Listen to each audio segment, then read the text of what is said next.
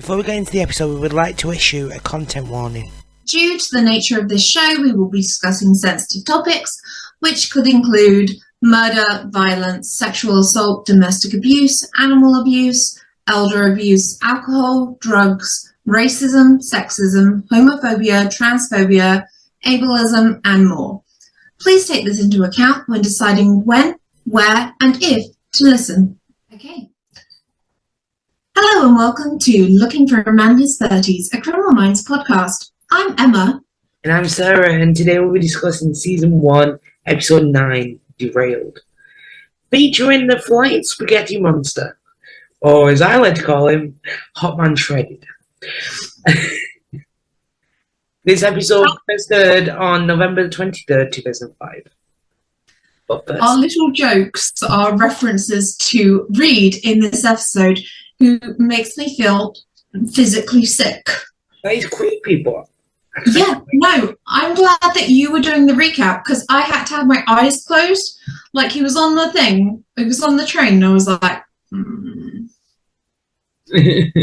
glad you were doing the recap. Is it bad I've got a photo of it on my phone? Yeah, the photo is, I think that is the photo for the Criminal Minds wiki page for this episode. Yeah. And I was like, what a fucking nightmare. Yeah. Like, couldn't even go on the page. Me trying to find out the actors and being like, what were they in? I'm like, oh god, I hate this. I'm gonna see that again. Yeah. Anyway, let's start with this episode. I can actually tell you about the story where Evri stole my parcel. It got delayed from last week because, you know, turfs suck. Yeah.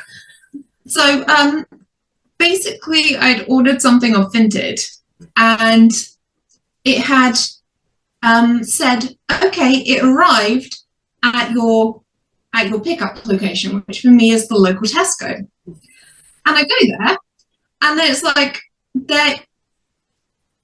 I'm dealt with like by 4 different people, like 3 shop assistants and the manager. They're like, they can't find it, so they're passing it on to someone further up the chain. And they're like, oh, I can't find it, so I've just asked my supervisor. I can't find it, so I've just asked my manager. And I'm like, how difficult is it to find this parcel? Like, it was delivered 23 hours ago. And then they, so I'm in the store, I'm like, hey, can I have my parcel? And they're like, yeah, well, the Evri driver came about an hour ago, and he took away some parcels. And I'm like, what? I'm like, surely he took away the parcels that are dropped off here, you know, by people who are expecting them to be sent elsewhere. And then they're like, yeah, he does that, but he also takes away parcels that have been here for too long. And I'm like, yes, but it shows in the app it arrived 23 hours ago. That's not even a full day. You can't be like, oh, you haven't picked it up in 1 day. No. We've sent it back. And so then I'm like, yeah, so what am I supposed to do? And the assistant manager has then by this point kind of left me to like a junior member of staff because the assistant manager has gone on his break. And this poor shop assistant is standing there going, yeah, can you come back on Monday? That's when the Evri driver is next in. I'm like, I'm sorry, what? Am I supposed to come up to the truck when it's delivering parcels and be like, hey, that one's mine?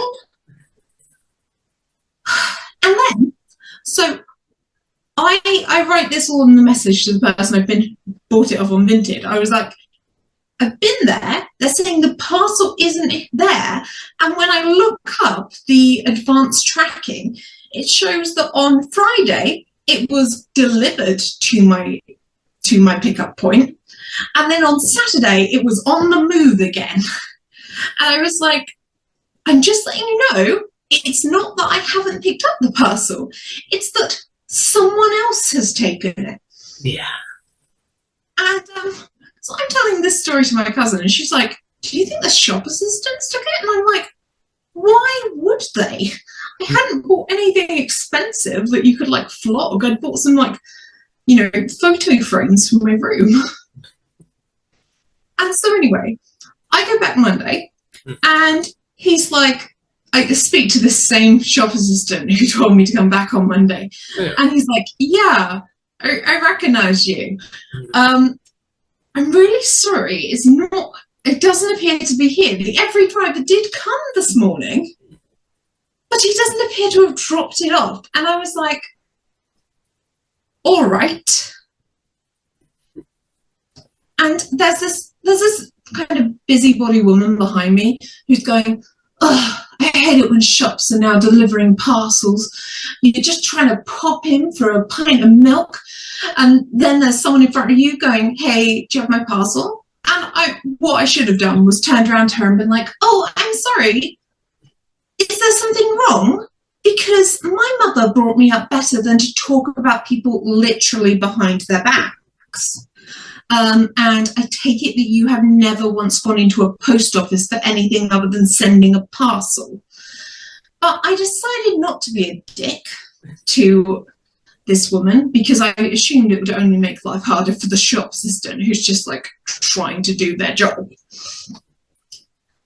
And then the next day, I received another notification that actually it was just after we finished recording last week. I got a notification that was like, your parcel's ready to be collected. And I was like, well, I better run down there fast. You never know how soon the Evri driver is going to take it away again. So finally, I got my goddamn photo frames. Yay. Yeah, such a lot of work for something that cost like £3. Yeah. By the sounds of it, they probably put it in the pile we still to go. Yeah, I'm assuming someone put it in the pile by accident. But you'd think that when they scan the code, it would be like, no, this is the drop-off point, and it hasn't been here for more than 3 days. But whatever. One game fired. Yeah. So that was insane. My cousin turned 21 this week, and so that was nice for us. We had a nice meal, and we went to a little book event as well, so that was good. Today is my youngest nephew's birthday, so happy first birthday.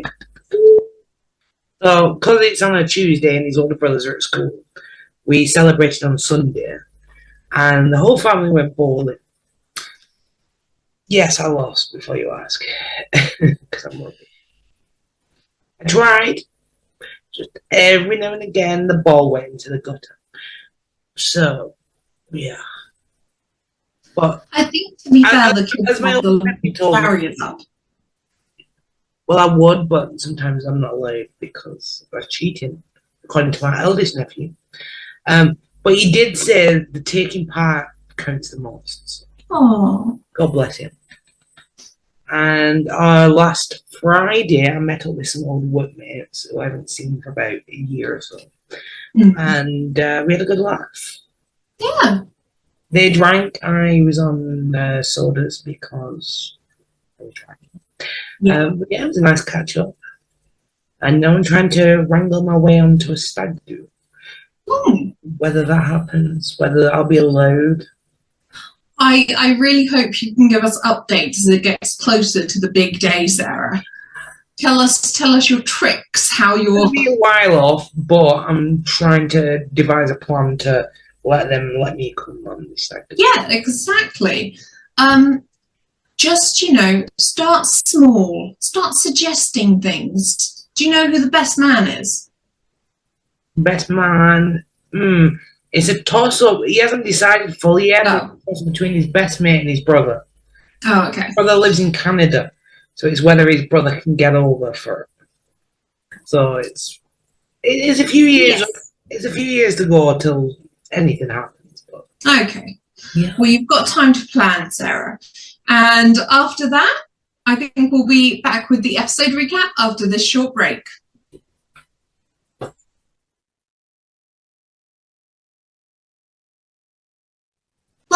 back to you looking for a man in his 30s. So, wheels up? Wheels up. So, this week, the episode opens at BAU headquarters in Quantico, Virginia. And JJ's walking through the bullpen to Hutch's office. Hutch finishes the phone call that he's on, and JJ greets him. And she asks where Elle is, and Hutch says she's in Texas to do a custodial interview with William DeVries. And then JJ questions the child murderer. Hutch confirms and says that he's agreed to participate in the VICAP questionnaire. JJ is surprised that Elle's allowed to do custodials by herself now, considering she hasn't been there that long. But Hutch reckons she'll be fine. As he answers, a train whistle is heard blowing, and the scene then cuts to a train on a bridge crossing a river. As the camera shot then moves inside the train, a man appears to be sitting alone in an empty carriage, like swaying to the movement of the train, and then as the camera turns around, he's asleep. The camera then pans down the rest of the carriage, and we see a few more passengers scattered about. There's a man with headphones looking around, and he moves seats to be close to the window. He's fiddling about with the lid of a bottle. And as he stares outside, he has what appears to be a scared look on his face. The scene then cuts to a flashback, and the phone's heard ringing. In this flashback, the man's crashed his car and he's crawling out of the wreck. He's got a bottle of alcohol in his hand. There's smoke billowing from the front of the car, as the man, who we later find out is called Josh, is heard talking to his dad on the phone, telling him that he's wrecked yet another car. Obviously, his dad's furious. And aware of his drinking, he tells Josh that he's done with him and not to bother coming home. The scene then cuts back to Josh sat on the train. The camera then moves down the carriageway to a woman in a blue cardigan. She walks towards a window seat and sits down. Looking out the window, she's looking down and bringing both her arms to clutch her stomach. She looks sad. Then her flashback begins. The woman, who we find out later is called Elaine, is standing in a bedroom facing a mirror, visibly stressed, and she's holding a positive pregnancy test. Over the image of the scene, there's a conversation being heard between her and a man, presumably a partner. And he's suggesting that they get married and have the child, but she declines, telling him she's heading to Dallas to take care of it. Her flashback then ends. Camera moves again and focuses on a businessman further down the carriage, and he's sweating profusely. He opens his briefcase and we see a gun sitting on top of paperwork. He shuts the briefcase and looks out the window, and then his flashback begins. He's called Harry, and he's in a bedroom packing as we hear a conversation between him and his wife. She's telling him that she won't be there when he gets back. She's filing for divorce and leaving him. As he places the gun in his briefcase, she's heard saying, "I'm going to Dallas, don't follow me." The flashback ends. Yeah, that's unsettling. Yes. The camera moves again to another passenger. There's a well-dressed woman reading a newspaper. She seems upset, frustrated. Her flashback begins. And the woman, Linda, as we find out later, is sitting at her desk in an office sorting through paperwork. She's heard having a conversation with a man who says, "Are you sure taking him to Dallas is a good idea?" She replies, "I've written 2 books on this, and he's living proof of my theories. We're going to that conference." Then her flashback ends. Finally, the camera focuses on Elle sitting in the carriage. She's looking at a file filled with school photos of a boy throughout the years. And then on the next page, there's a photo of a bloodied victim. She takes out her phone and dials a number. The scene then jumps to Gideon back at BAU HQ, and he answers the call. He asks if DeVries is cooperating, but she tells him she hasn't arrived yet. She decided that she would take the train from El Paso to Dallas instead of renting a car, so that she would have more time to look over the file before she gets there. Then in a conversation between them both, Gideon says, "Remember, he can't lie to you if," and then he's cut off by Elle, who says, "If I know the crime better than he does." Yes, I remember that. Oh, I had to laugh at that bit, that was cute. that was so funny though. It shows a kind of bond between the two. It does. Because, like, I wouldn't call my boss at work Dad. No, that'd be awkward. But Gideon tells her to check in when she's done and tries to end the call, but she wants to tell him more. He's in a rush to get back to his work because he's swamped with consults and a threat assessment. His voice appears to be cutting out as he's talking. Elle's struggling to understand him and asks him to repeat what he said. He says he doesn't have time and could they talk when she gets back. The call then disconnects due to bad reception. Elle goes back to looking at the file. The camera focuses again on the sleeping guy we saw at the beginning of the episode. Another man can be seen sitting behind him now, and he's staring directly at Elle. The man, who we discover is called Leo, gets up from his seat and whispers in the sleeping guy's ear, saying, "Don't you see that?" The sleeping guy wakes up and tells Leo to leave him alone. Leo once again tells him to look and points down the carriage. "The file, Ted. Look at the file." And as we can see on the front of the file, it states Federal Bureau of Investigation. So, Elle, maybe not the smartest idea to out yourself as the feds in public, but... I want to know why they don't have, like, a plain cover that they just take things out in public for. Because, like, even if you were like, okay, well, I'm not going to run into anyone today, that's still sensitive information. Yeah. Like, yeah, and like anyone sat nearby could, like, look over and what she's looking at. You know when you're on the train and someone's just got, like, a paper open beside you? Yeah. It'd be like that, except you'd be like, is that the mutilated body of a child? Yeah. Sorry, what? Why do you have that open? I'm concerned, and I'm going to move away. Yeah, she should have really got a roommate on Amtrak. So Ted looks across the aisle at Linda, and as he looks at the newspaper she's holding, one of the headlines morphs into the words, "We see you." Leo tells him, "I told you what was happening. I told you where we were really going." Ted then stares at Elle as the camera focuses on her. As the camera swings back to him, the train suddenly stops and everyone's jolted about. All the passengers get up, concerned as to why they've stopped. At this point, a train guard comes through into the carriage to tell everyone to relax and reassure them that everything's going to be okay. He then spots Elle's file and asks if she's on the job. She confirms to him that she's FBI. And he tells her that someone's jumped in front of the train. She offers to help, but he tells her they've got it covered. They've already got procedures in place for, I presumably because it happens a lot. So Ted seems anxious at this point, and Leo's telling him that something isn't right and points out that the guard's got a gun. He goes, "No one ever spoke," and Ted flies out of his seat, grabs the gun, and proceeds to shoot the guard. Yeah. At this point, Linda screams, "Oh my God," as Leo tells Ted to get the agent. Elle stands up, but Ted hits her and she falls back. He takes her gun too. Elle tries to calm him down and de-escalate the situation. Ted tells Linda to shut up as Leo continues to encourage him, telling him, "Good job, sport."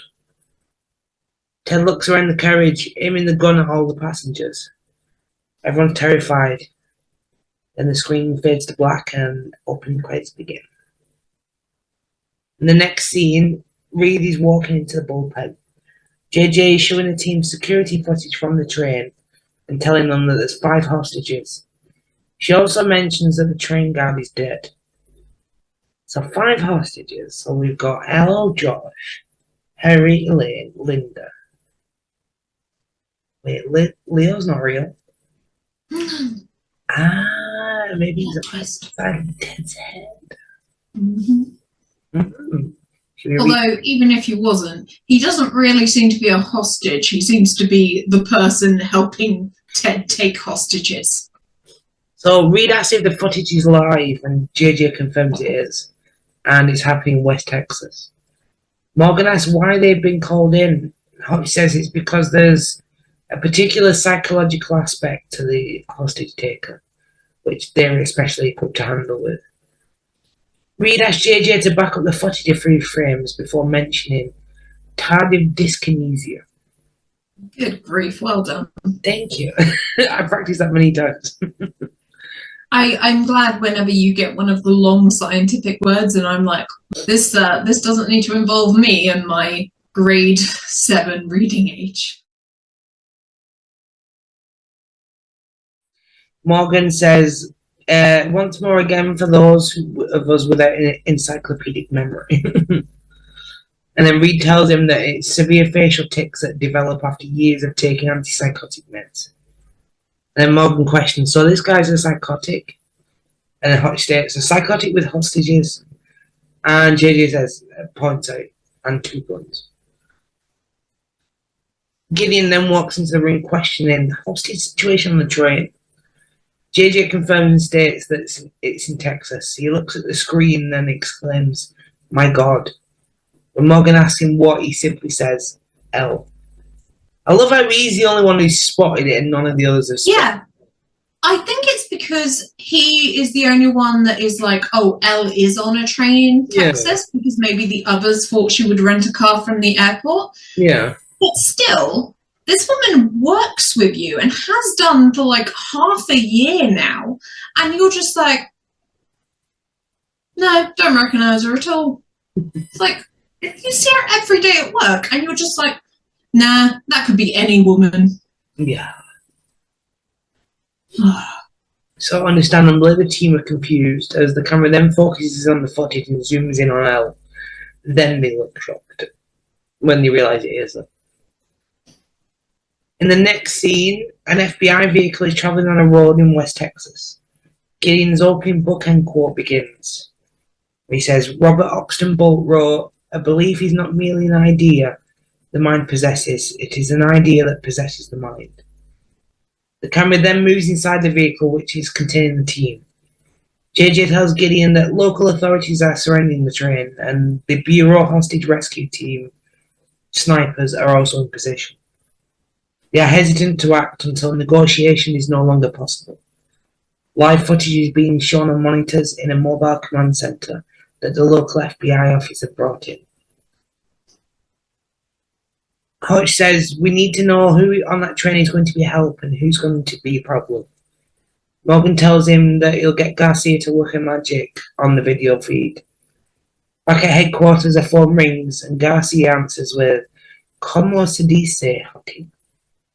Bit of salty Spanish there, Garcia. Should have guessed from his surname, though, that Spanish was in the repertoire. It's revealed a bit later, so I don't know if you want me to spoil it or not. One spoiled. Okay. Garcia was adopted. Yeah. You don't find out for 12 years, so. Oh. I've spoiled it for you. You'll forget by season 12. So Morgan doesn't have time to play along with Garcia today, and he's not impressed. Morgan tells her that he's going to send her some footage over a secure line and asks if she can use her face recognition software to find out who is who among the hostages on the train. Garcia says if they have their picture on file anywhere, I will find them. Then Morgan gets serious and calls her by her full name, saying, Penelope, Elle is one of the hostages. Shocked, she puts on a serious face and tells him, I'm into it. Gideon asks if there's been any contact from inside the train yet. JJ said it took 2 hours just to convince Ted to allow a two-way phone. And then she states, but he won't speak to anyone except what he calls the higher authorities. Hotch questions God. JJ said that there's been no mention of religion. But then Hotch asks if the crisis negotiation leaders claim to be the high authority. JJ tells him that the unsub will no longer speak to him and has given them a deadline of 3 hours to produce the higher authority. Reid asks JJ when this deadline was given. She tells him 2.5 hours ago. So they're a bit stuck. Well, that's a nightmare. Yeah.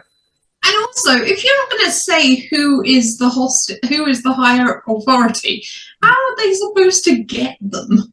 Yes. I realise that this poor man is undergoing hallucinations and has a mental health problem, but I just want to point out, just be more specific with who you want to speak to. Yeah. So Hotch says, well, if he wants to speak to the higher authority, and Gideon says, then we better give it to him. Gideon then instructs Hutch to put the lights and sirens on the car and honk the horn to make people get out of the way, like create a sense of importance. Yes. He then instructs him to get as close to the barricade as possible, to stop the car, and then they'll sit and wait 30 seconds before they step out. Back inside the train, Elle's been handcuffed to her seat. The male hostages look terrified. Ted, the unsub, appears from hiding behind his seat to look out the window. Leo, who's hiding behind Ted, copies him and tells him, "Here they come. Showtime, Teddy." Linda tries to reason with Ted, saying that he must listen to her now. She calls him Teddy and appears to know him. Then I had a thought. Ted's the guy she referred to in her flashback, who's at the conference. So Ted screams no, and then tells Linda to listen to him now. Josh says, "Lady, your boyfriend is whacked out of his mind." Linda replies, "He's not my boyfriend." And also, Josh, how did you think that would help? Yeah. What was your end goal with saying your boyfriend is whacked out of his mind? Has anyone ever been like, taking people hostage and then someone insults them and then they're like, "You know what? You're right. I've overreacted. Look, I'll put the gun down and you guys can all just leave." Yeah. Shut up, Josh. Mm-hmm. Well done for stating the obvious. Thanks, George. Like, stop antagonizing people. Why? There is a stressful situation and someone is pointing a gun at you in this series. Is someone like, well, you know what's the best way to solve this situation with no one else getting hurt? It's if I yell at the guy and say, "You fucking nut job. I bet you've got a tiny penis too. How is that ever going to help? Stop it." Yes. Sorry, where were you, sir? Thank you. So Elle asks Linda, he's a psych patient, right? And Linda confirms and assures everything's going to be okay. Linda then tells Elle that she was taken to speak at a conference in Dallas as an example of the progress being made to relieve severe psychosis. Well, yeah, it's hard to see the progress now. Word for Linda. So then Elle asks what can be done to calm him down. Linda tells her that he's never had this sort of break from reality before and he's never been violent. She suggests making him feel less threatened. Then Josh pipes up again. "We're a threat to him. He's got 2 guns." Shut it, you stupid kid. At this point, shut up. There is an FBI agent and a psychiatrist that are already dealing with it. They don't need help from you. Be quiet. So then the camera looks at Elaine, who looks unwell.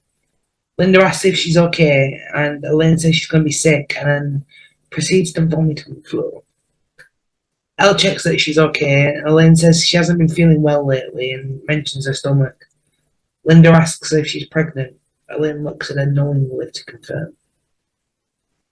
Linda then turns around and tries to reason with Ted, telling him that Elaine is sick. Leo tells him it's a trick. Ted tells Linda to shut up and sit down. She retreats. At this point, Harry's fumbling with his briefcase, and Josh asks what he's doing. Elle tells him not to be stupid. Anxiously, he retrieves a book. Kind of looks like a Bible. Yeah, I think it is. Josh asks, "What are you going to do with that?" Throw it at him. Shut up, Josh. Shut up. For the rest of this hostage situation, just be quiet. Well, I had to break it to you, mate. He's not going to shut up. He's going to continue being a dick. He's going to get other people killed. Why can't you let the competent people who are trained in matters like these deal with it? Why are you piping up? Do you got a death wish? So Ted and Leo are looking out the window, questioning why the cops are just sitting there. Ted screams, "Come on," making Elaine jump. Harry shuts his eyes and clutches his book. Josh is drinking. Linda's holding her head in her hands. Elle's just sat watching Ted. The team then arrive at the barricade outside and have waited and are now exiting the vehicle. Gideon tells them to not look at the train and ignore it. Gideon says higher authority isn't concerned about losing a few civilians. Something that is heard and taken out of context by the media or other police officers is going to sound like the FBI doesn't care if some people die. Wonderful. Like, maybe say that inside the car, Gideon. So Hotch says that he'll go and speak to the HRT commander. A man appears and introduces himself to the team. His name is Frank Moretti and he's from the Dallas field office. He tells the team that as far as he knows, Ellie's okay. Gideon asks him if the unsub has made any other demands. He replies, not beyond wanting to talk to a higher authority. Moretti then asks how they negotiate when the unsub won't talk to them. Gideon tells him it depends on the level of his delusion. Reid mentions that some psychotics believe that they're being sent messages by the government, God, or even aliens. And he mentions John Nash, who believed he was recruited by aliens to save the world. Moretti replies, I saw the movie. Reid says that the movie isn't an accurate portrayal before being cut off by Morgan, who says, okay, Doc, a movie review's not going to help us right now. All right. He wasn't like giving it 3 out of 5 stars, Morgan. He was saying, actually, that's not, the media is not portraying psychosis accurately, and people shouldn't base, especially in law enforcement, should not be basing their knowledge of psychosis on a movie. Yeah. Like, that's a fairly reasonable thing to say. Yeah. So the team heads into the command center. Hotch is now hidden behind a car with the commander, who updates him on what's happening. Hotch says that they might be able to negotiate with the unsub, but if he requests a priest or his behaviour reflects an endgame of killing himself and the hostages, then it's over and they need to take a shot and rush the train. The commander says that they'll be ready. The camera then moves to a shot of his team with the guns pointed at the train. Back inside the train, Ted's pacing around and he says he's going to end today. Ellie's watching the agents outside. Back at the command centre, Gideon says that the unsub's delusions are important and that's what they must play to. Moretti said that he tried to convince the unsub that he was the higher authority, but Ted wouldn't believe him. Gideon states that the unsub is paranoid and believes in secrets. Gideon says, if I'm the higher authority, I don't go to him. He comes to me. He says that they must help him to ask the question first. Reid spots something on the security feed and the scene transitions from the image on the train into the train. Linda's trying to get Ted to focus. He grabs Elaine by her hair and forces her to get up. Elle tells him to take her instead. Ted says, you think I'm going to let you send them messages? Elle tells him that she can get him whatever he wants. Leo's trying to confuse him, telling him not to believe her. Josh tries to intervene, but Ted knocks him down and threatens Harry. Linda tries to reassure Ted, telling him he's not in any danger. Ted then drags Elaine down the aisle and forces her to relay his words to the feds exactly as he says. Terrified, she grabs her phone while Ted points a gun at her. The phone rings at the command center and Gideon answers. Elaine tells him that Ted wants to know who he is and who's just arrived. Gideon tells her to say that it's someone who can resolve the situation. Ted then wants to know what part of the government Gideon works for. Gideon replies that he never said he was with the government. Looking at Moretti, Morgan mutes the call and says, the less he says, the more mysterious we seem, the higher in authority we become. He then silently instructs Moretti to be quiet and unmutes the call. Do you know? Sorry. Do you know? I'm always thinking, why do they wait until they're on the phone to be like, oh, hey, by the way, this is our game plan? Like, Just tell people in advance, guys. Look, hey, this is what we're going to do. Don't suddenly go, hey, yeah, they are with the government. Maybe a bit of communication would be better. So, back inside the train, Teddy aims his gun at Elaine's stomach as she screams. Elle tells him not to hurt her. He tells Elaine to ask Gideon if he's NSA. He then looks around and says, they're FBI, aren't they? Gideon responds, he can ask me himself. Crying, Elaine tells this to Ted. Ted hits the back of his seat and grabs the phone. Tell me who you are or this agent dies. Gideon says, you know who I am. Ted responds, if you're the higher authority, you can have it removed. Gideon tells him it'll take some time, but Ted wants it removed now. Gideon tells him it can't be done quickly before telling him goodbye. Then panics and gives him 1 hour to remove it before threatening to kill all the hostages if he doesn't. The phone then goes down. Back at the command centre, Moretti questions what it is. Gideon doesn't know, but says they've got an hour to figure it out. In the next scene, Moretti is keeping track of the time they have left. They've got 40 minutes. Hotch asks Reid if there's a common delusion to a paranoid mind in a psychotic episode. Reid says that delusions are varied and coloured by personal experience. In the train, Teddy's sitting down, holding his head in his hands as Leo tells him he can't turn back now. Leo tells him that they won't stop following him and hounding him. Ted shouts at Leo and tells him to leave him alone. Elaine's crying. Linda's looking after Josh, who's bleeding after being hit earlier by Ted. Elle asks if there's anyone with a cell phone with service. Josh tells her that they're in the middle of nowhere. Josh flinches and Linda tries to stem the bleeding from his head. She tells him for a cut so small he's bleeding quite a lot. Guessing probably due to his alcohol content. Elle says that the agents outside need to know what it is that needs removing. Linda tells her that Ted thinks the government is watching him. Josh says that they have ways of finding out everything you do. Harry tells him not to be stupid. Josh points out that an FBI agent is on board and asks Harry if he thinks that's a coincidence. So once again, Josh is putting his nose in. Not helping the situation. Shut up! Shut up! Like, literally, I would gag him if I was on that train with him. Do you think you're fucking helping?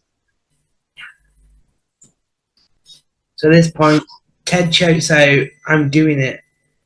Harry's concerned that Ted will kill them all and points out that he killed the train guard.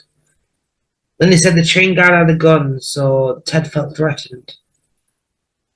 Ted then becomes increasingly frustrated that it's Hope. Josh stands up to him, telling him that he took hostages in the middle of Texas. Of course it's Hope. Josh, shut up. Oh my god.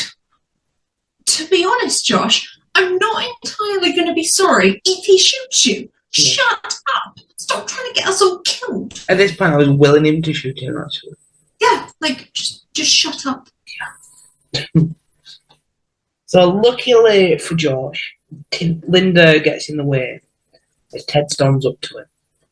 He tells Ted that the government want to divert him from having it removed. She grabs his arm, revealing scars on his inner forearm, and tells him that he's so close to having it removed.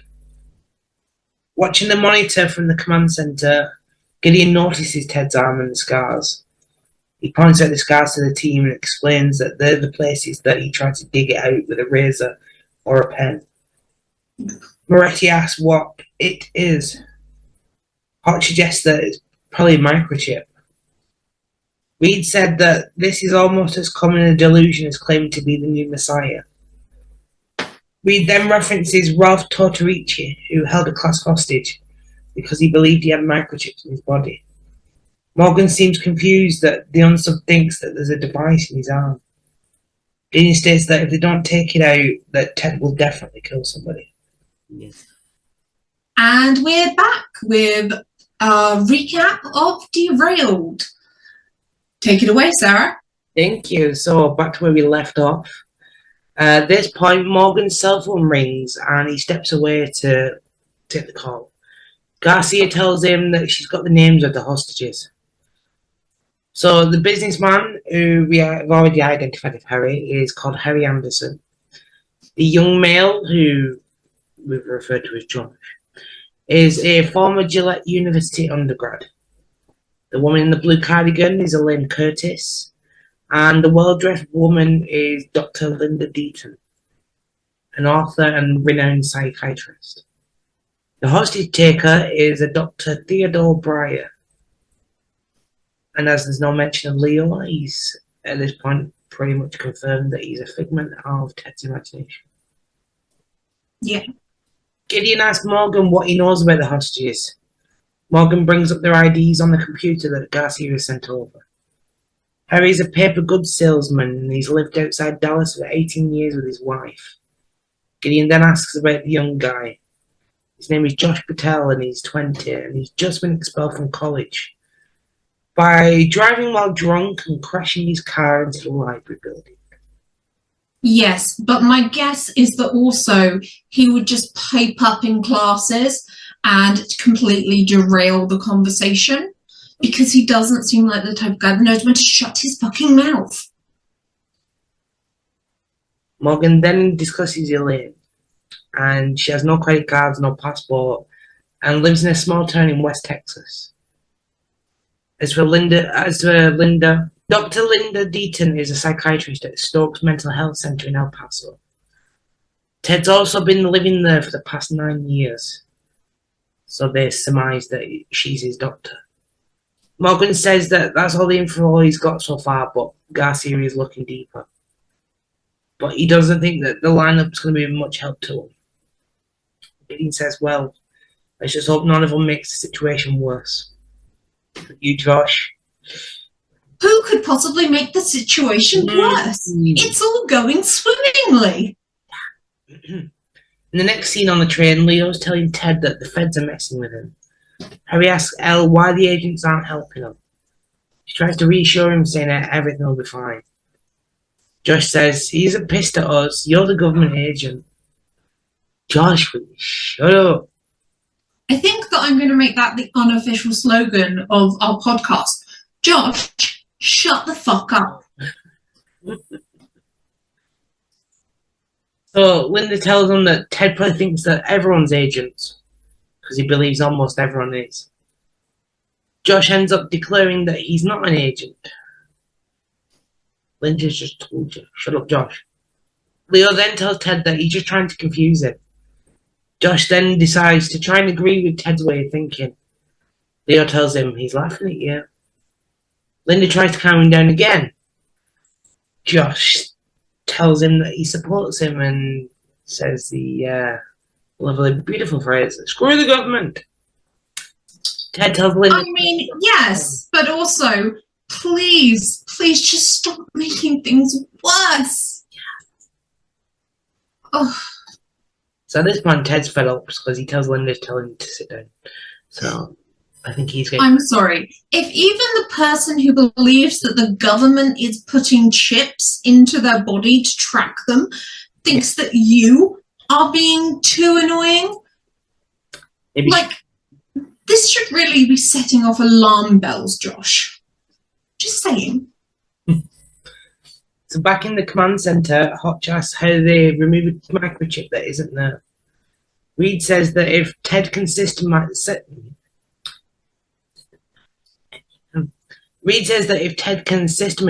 he'll be able to keep his thinking organised. The team tries to think how that they can get Ted to believe. Gideon says that an incision means that Ted will be watching. So Morgan suggests convincing him that he's been looking in the wrong place, while Reid suggests that they could fake removing it. He suggests a sleight of hand trick, concealing the chip in the palm of his hand. And yes, Morgan, he means a magic trick. Yeah, but this is a creative solution. Did you have anything better, Morgan? No. Shut up. You and Josh can be shut up.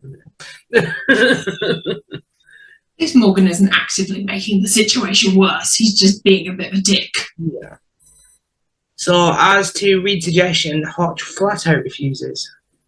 Reid says that he did it during college, making things appear and disappear. Well, Hodge says that they can't risk giving Ted another hostage, like an agent who's an hostage. Morgan asks Reid to teach him, but Reid refuses, saying that he's been practicing his whole life and they have less than 30 minutes to do it. Morgan doesn't want to put Reid on the train either with an armed psychotic. But Reid says, we don't have any other choice, do we? And he's also an FBI agent. Yeah. Like, he had the same training as you, Morgan. He might not have, like, as much experience, but you didn't actually have to trust him to do the same job as you. Yeah. In the next scene, JJ's giving Gideon background on Ted. Dr. Breyer is one of the top physicists in the world, and he's written hundreds of papers on the M theory. Gideon's reading an article about him. JJ says that he also worked for the government for several years in the 80s. So Gideon suggests that this is probably the source of his delusions. JJ also mentions that Ted has been institutionalized for the past 9 years, to which Gideon responds, until Dr. Deaton took him on a field trip. Back on the train, Elle and Linda try to devise a strategy. Linda says that she'll try to talk to Ted. Elle doesn't think it's a good idea. Linda tries to reassure Ted that he's safe and tells him that the other hostages don't want to hurt him. She tells him it's merely a coincidence that an FBI agent was on the train. She wasn't there to follow him. She tells him to let the hostages go and she'll stay. And at this point, in his eyes, Linda suddenly transforms into an angelic figure, surrounded by light and dressed in a white dress. She says, I will wait with you. No one wants to hurt you. We don't want to hurt you. And then a demonic voice says, we want to kill you.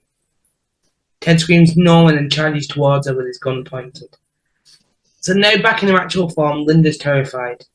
Elle stops him, saying that no one will take it out of him, and if he hits someone else, that she'll make sure that they'll leave it in him forever.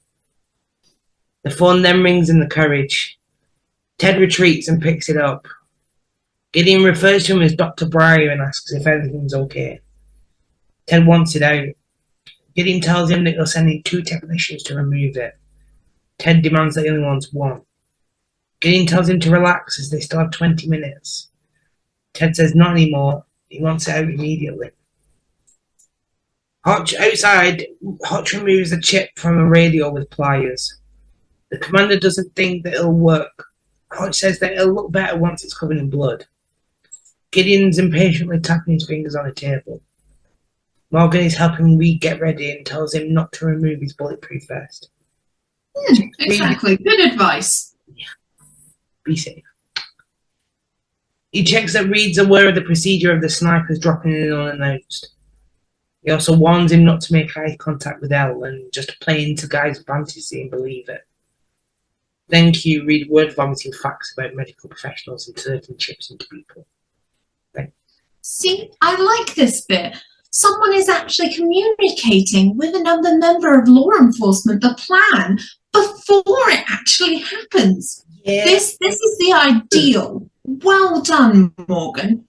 This is exactly what I want to see. Yes. Do it more. Tell Gideon who is it. And Hodge. Hodge then appears with a microchip. Now outside the command centre, Reid practices with it while Morgan tells him to relax. Reid says that the chip is smaller than what he's used to doing the trick with, and he tries again and fails. Gideon's a bit concerned at this point. He wants to pull the plug on the plan. But Reid tries again and succeeds. Gideon tells him to get off the train as soon as he's removed it, and to make an excuse like he needs to go back to the higher authority and there's guidelines to follow, etc. Reid asks the group for a favour. Could you at least one of you look like you're going to see me again? They're all stood there just looking, concerned. Hodge tells him that he'll see him when he gets back. The team then look on as Reid heads towards the train. There's Rangers and the hostage rescue team. They've got the guns aimed at the train. Ted looks out the window and sees Reid. He forces Elaine to get up and takes her down the carriage. Hodge informs the commander to tell his men to get whatever target they can get. If the situation goes south, they're going in. Reid then steps onto the train and enters the carriage. Ted tells Reid to stop where he is. Reid greets everyone and states that he's there to remove Ted's chip. Ted then demands that Reid takes his vest off. With a bit of uncertainty, Reid takes it off and steps forward with his hands raised to show that he's unarmed. And poor Morgan sits there staring at the camera going, what did I just say? He's fuming. Yeah. So Ted tells Reid where to sit and then he lets Elaine go. He sits across from Reid and produces his forearm. As Reid gets the tools ready, Ted asks him why he's nervous. Reid says it's because he's not used to being wearing guns. The rest of the hostages watch intensely as Reid cleans his arm with a wipe. He warns Ted that it may sting a little and proceeds to cut the skin with a scalpel. After reaching around in the wound, Reid produces the blood-covered chip. Ted is in shock, but then elated, and then Reid tries to leave the train, but Ted won't let him. He tells Reid to turn the chip on, and the screen fades to black. When the scene resumes, Ted demands again for the chip to be turned on. Reid tries to stall him. Back at the command centre, Gideon wants Reid to get off the train immediately. JJ points out that something's wrong. Gideon and Hotch are willing him to get off the train. Dude, he can't hear you. He's not psychic either. You can show. Yeah, I don't know what they thought would happen. Them just muttering at the screen. If muttering at the screen worked, why didn't you try it before to just get Briar to come off? Yeah. So then Hotch asks the commander how many shots it would take to move in if they needed to. The commander says 2. One would blow out the window and then the second would take Ted down. But Hotch suspects after the first shot, Ted would then immediately panic and begin shooting the other hostages. So he tells the commander to stand by. In the train, Ted tells Reid again to turn the chip on or he'll pull the trigger. Reid says that he can't turn it on. Frustrated, Ted asks why not. Then Elle responds that it's because it must be implanted before it'll work. Reid says that she's correct and explains how it works under the skin. Reid tries to leave again, but Ted won't let him. Josh, in his drunken stupor, believes that the chip really came out of Ted's arm. At least he's quiet then. Just a bit dopey. Maybe you should just drink a bit more, Josh, and just kind of lie your head down on the table. Yeah, Stop interrupting. Literally knock yourself out.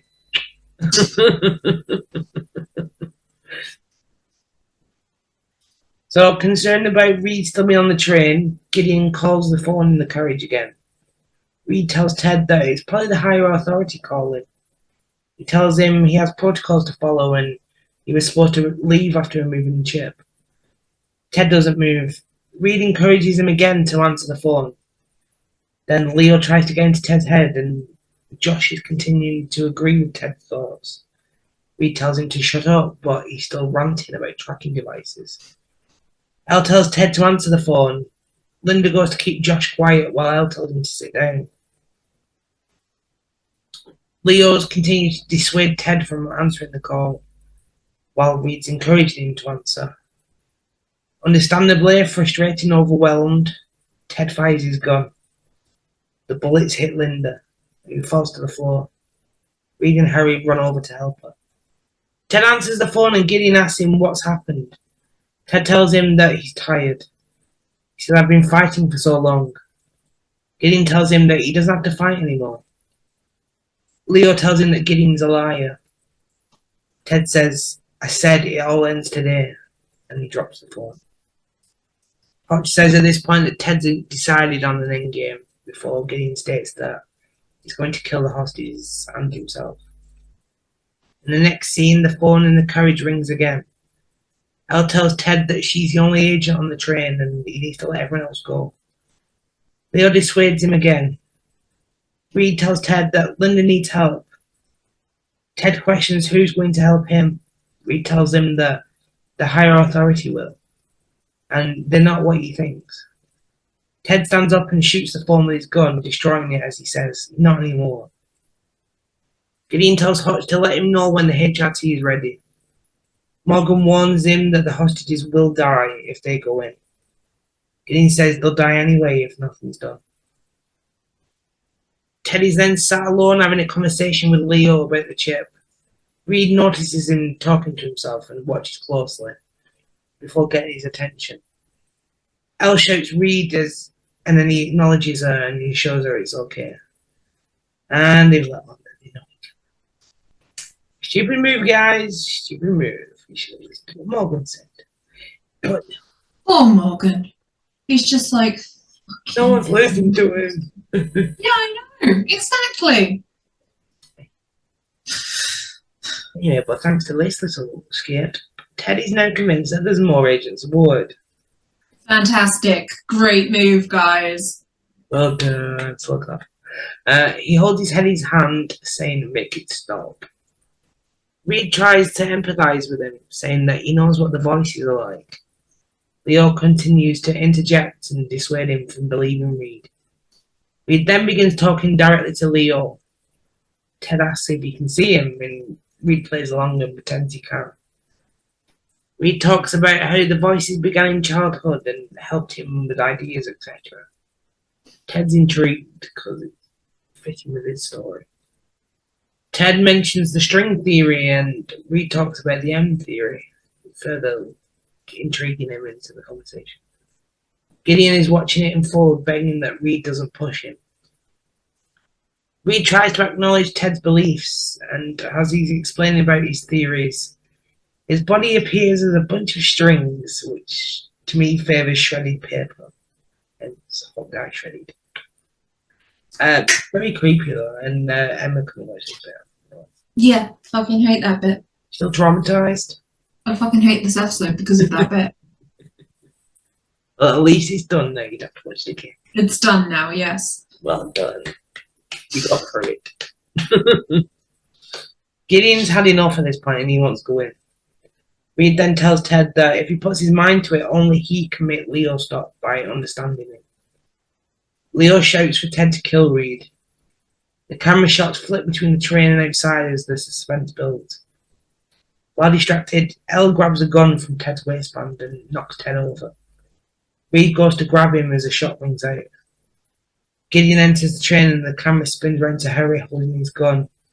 "I had to. God forgive me." Reid looks down and states that they need an ambulance. Ted is laying on a seat having been shot by Harry, but he's still alive. In the last scene, everyone's outside the train. Ted's on a stretcher and apologises to Morgan. Righty asks Morgan if he's going to the hospital, and he tells him that he'll ride with the psychiatrist. Ellie's talking to Gideon, asking him to tell Reid that she doesn't need to go to the hospital.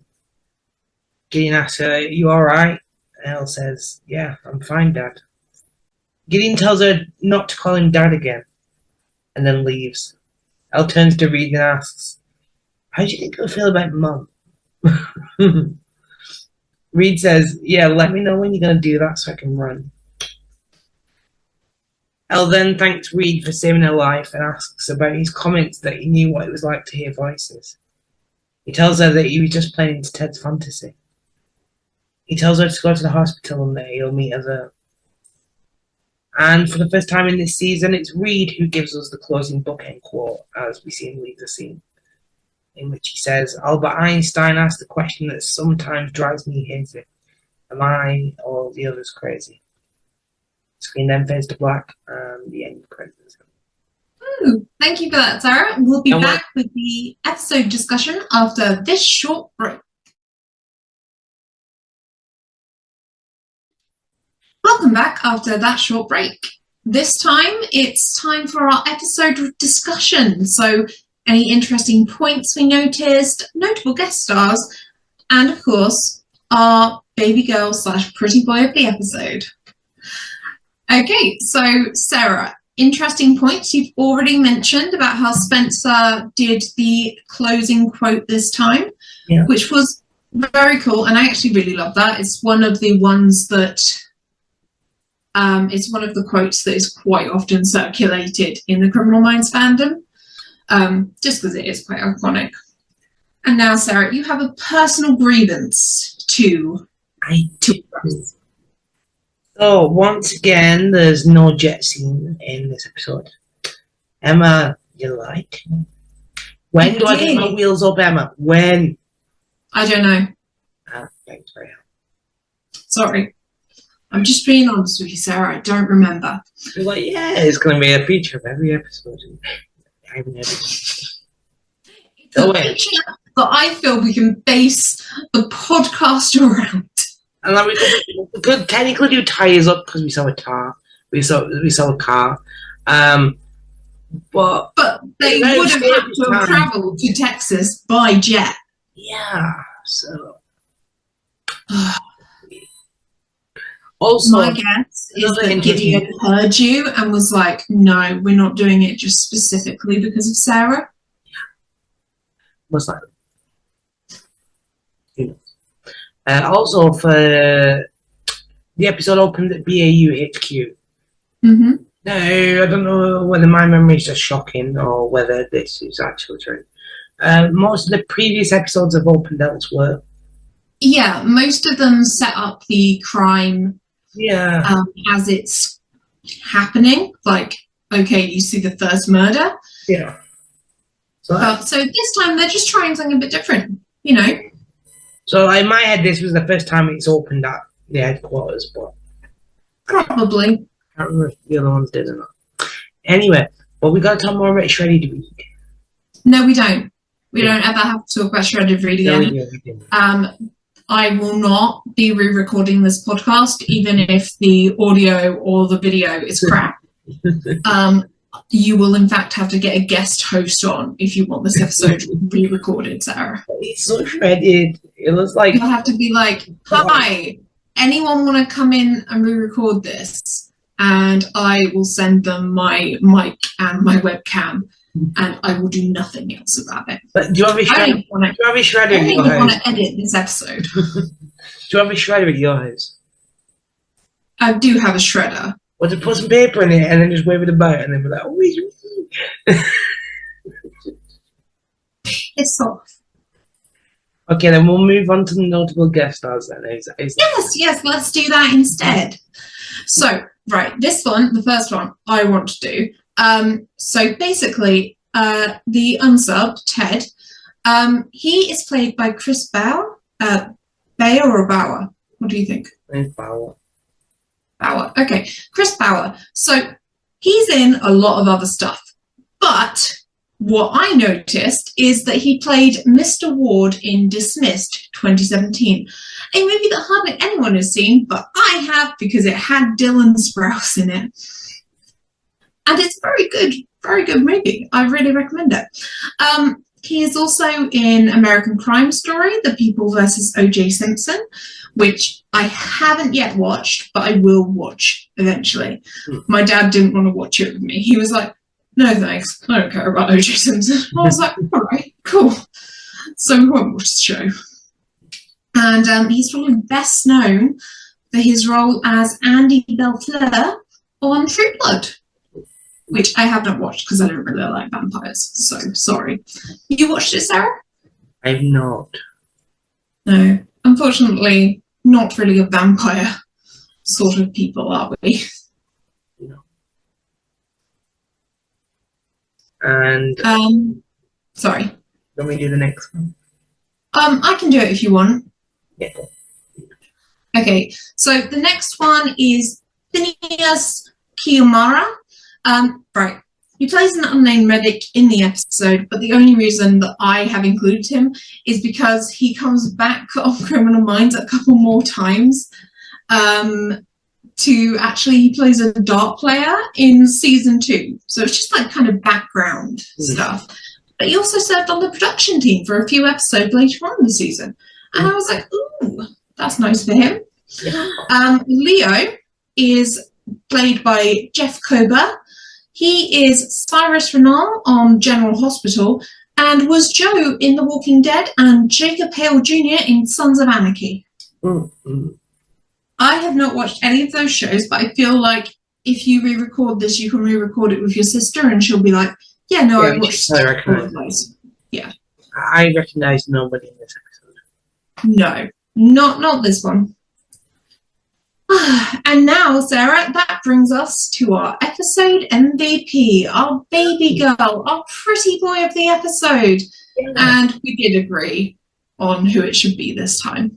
Yes. So I wanted to say Reid for his bravery and his epic magic skills. Yes, exactly. And I want to say that he did tell Josh to shut the fuck up. Yes. And I'm like, anyone else should have done that as well. Yes.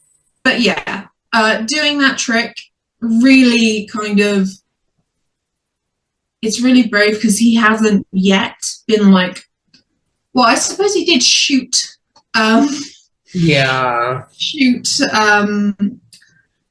guy in the head in episode 6. Yeah. But in LDSK, but you know, it's one thing where he hasn't really been the person that's negotiating with the killer. Yeah. At the end, and he stood up to go, Yeah. I'll go into the train, I'll sort this out. Yeah, LDSK, he kind of just fell into the thing, and it was really Hotch that was almost negotiating with Philip Dowd to get to Reid the gun. Yeah. So yeah, I think this is the first one where he's actually been the person where he's like, no, I'll go in, I'll do it. And he had a unique talent that made it so that he was the only person who could do it. Yeah. And also, do you know that in real life, Matthew Gray Googler is actually, he does magic as well. So magic does come up quite a few times over the season. Many skills, I like it. Yes. So we'll be right back with the true crime recap after this short break.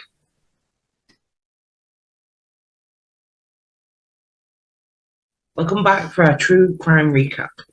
Emma, it's time to deliver the profile. This is the story of Ralph Tortorici, born January 28th, 1968. He was mentioned earlier in the episode by Reid. As a child, he was described as athletic and intelligent. He liked chess and he was popular with his classmates. But during his teenage years, he became aggressive and antagonistic, more so than regular teenagers. By his 20s, he began exhibiting more symptoms of schizophrenia, stating his beliefs that the police and his family had implanted microchips into his brain, teeth, and penis in order to track him. Regarding his penis, a sentence I don't think I've ever said before, No. he did have a deformed urethra and had to undergo 3 surgeries to fix the issue. So maybe this meant there was scar tissue there. It looked like somewhere you might place an incision. He joined the National Guard, but was later honorably discharged, which may well be on medical grounds. And in 1990, he enrolled at the State University of New York at Albany to study world religion, government, and psychology, which is not the ideal class lineup for someone already experiencing delusions about microchips being put into your body. That's not the best idea. Yeah, this only heightened his delusions of a worldwide conspiracy. In 1992, he went to the university's health centre to report that he had a microchip in his penis and ask for an x-ray. This led to his referral to the Capital District Psychiatric Centre, where he remained for 4 months. After his release, he went to police saying that there was a microchip in his teeth and was referred back to the psychiatric centre. Unfortunately, because he wasn't getting the right treatment, he turned to alcohol and drugs, which is something we see all too often with people who have mental health issues. They're trying to self-medicate. His mother then referred him to the Albany County Medical Center, where he was diagnosed with cocaine intoxication, suicidal ideation, and depression. Later that year, he was also arrested for minor cocaine possession. On December 14th, 1944, just before 9 a.m., 26-year-old Tortorici took a class of 35 history students and Professor Hans Porsander hostage, armed with a .270 rifle, a hunting knife, and 24 rounds of ammunition. It's also unclear how he got this because, like, there are no legal gun purchases, so I think he bought it, you know, of someone who didn't report it. Now, his selection of the class appears to be random, but I just want to point out that they were studying ancient Greece, and Tortorici was obsessed with the Roman Empire. During his sentencing hearing, at some point during that, he said, "I am descended from the Roman Empire. I have Roman Empire genes in me for many, many thousands of years.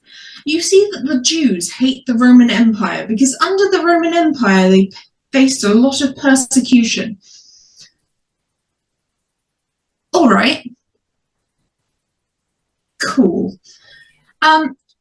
Now, the university had already been facing a lot of calls to improve its security measures, so some hostages thought this was a drill at first when he came in. But he started ordering students to barricade the doors with desks and chairs, and forcing one student, Scott Goshlar, to spray water from a fire hose into the hallway, presumably to delay rescue attempts. And at that point, they must have been like, this isn't a drill. In the first few minutes, he released 2 students who were crying hysterically. Then the professor and 3 other students who were given messages to deliver to President Bill Clinton. That's a throwback. Yeah. Several other officials and several local news reporters. They obviously raised the alarm with campus, city and state police, who were on the scene by 9:30. So, unlike with most of the other true crime recaps we've had to do, because some of those have also involved mental health issues, and for those of them, I'm like, yeah, it involved mental health issues, but you did still set out to kill someone. Yeah.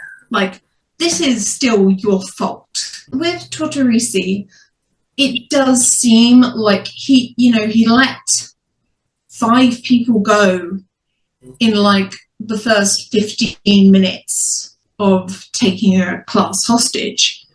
And there were multiple times that he had been referred to a mental health facility.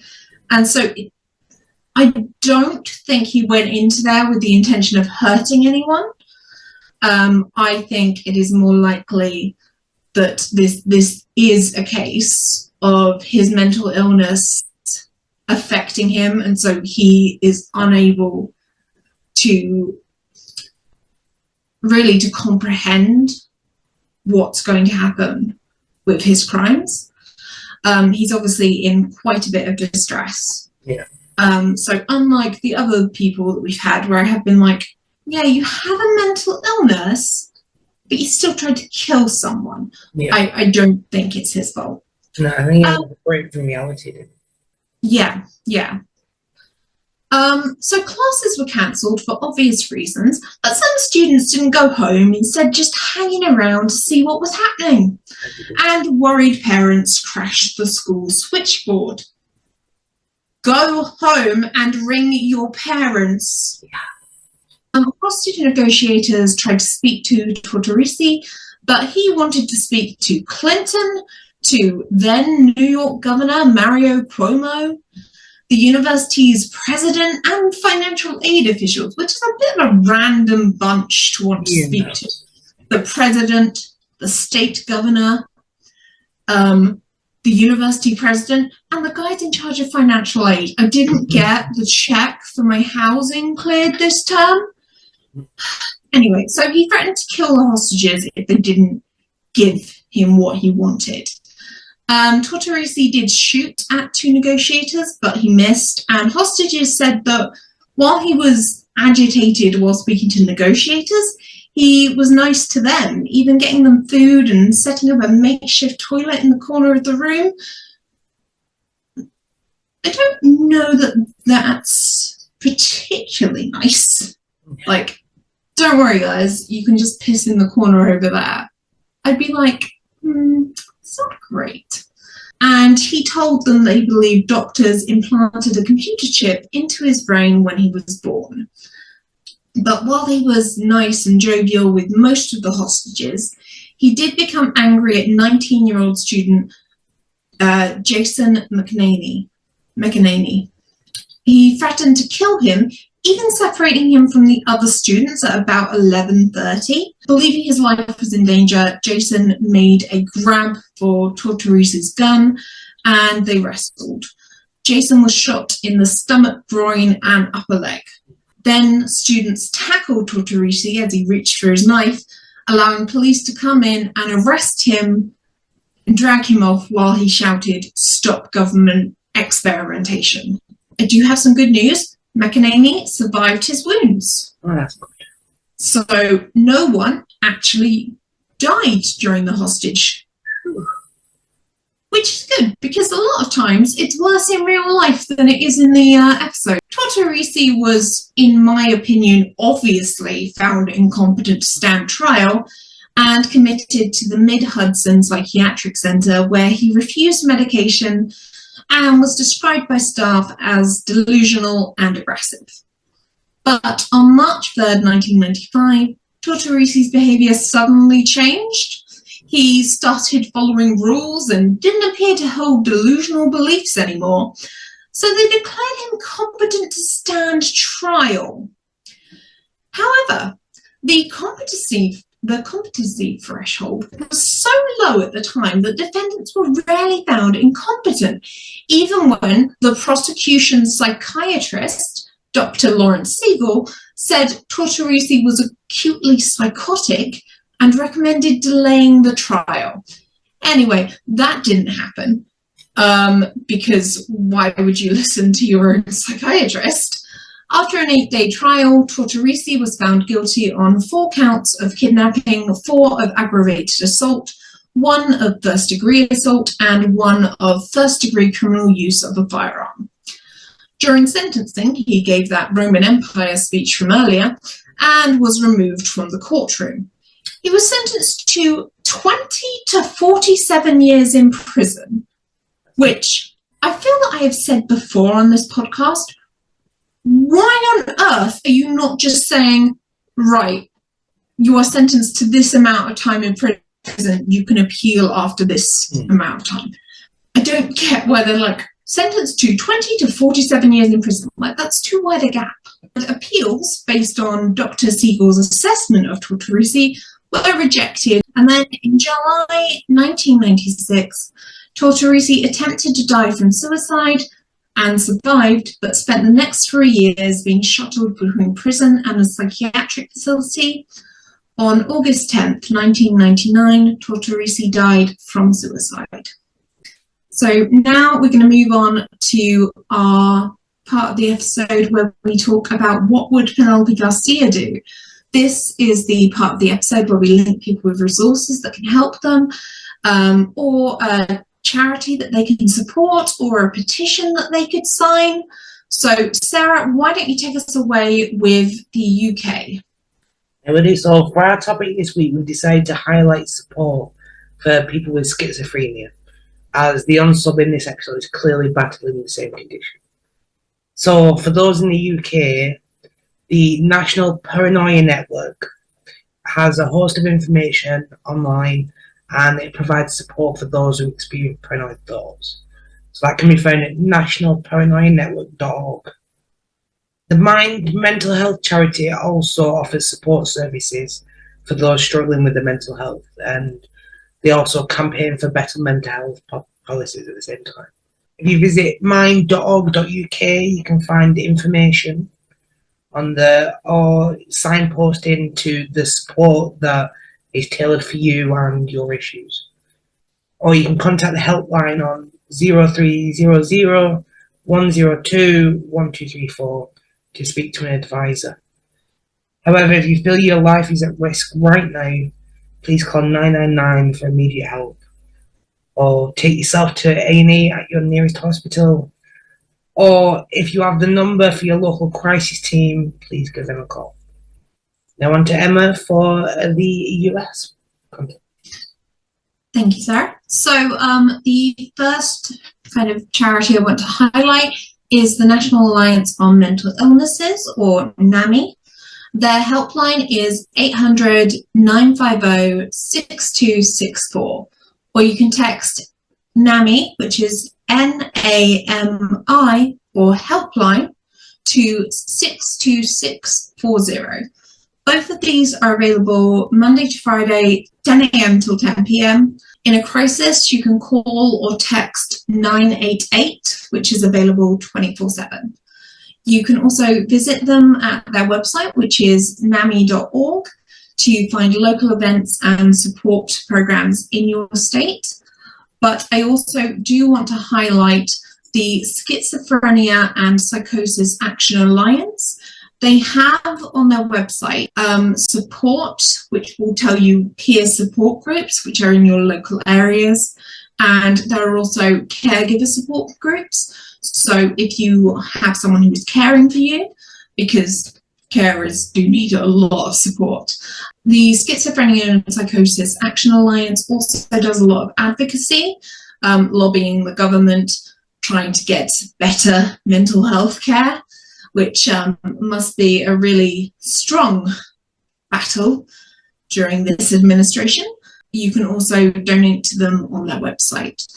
I'll leave all of the links for all of the charities will be in our episode notes, but if you want to go there, it's sczaction.org.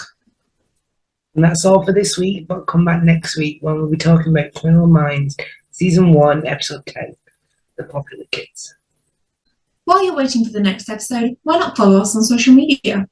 We're on Instagram at Looking for a Man in His 30s Pod, Tumblr at Looking for a Man in His 30s Pod, or you can email us at lookingforamanhis30s@gmail.com. I couldn't edit this to match the social handles, sorry. All 3 times, 30s is spelled out. Don't put 30, or you might get one of those bots that Instagram clearly thinks we are. And you can also rate and review us on whichever platform you're using to listen to podcasts. It really helps more than you know. Until next time. This case is closed.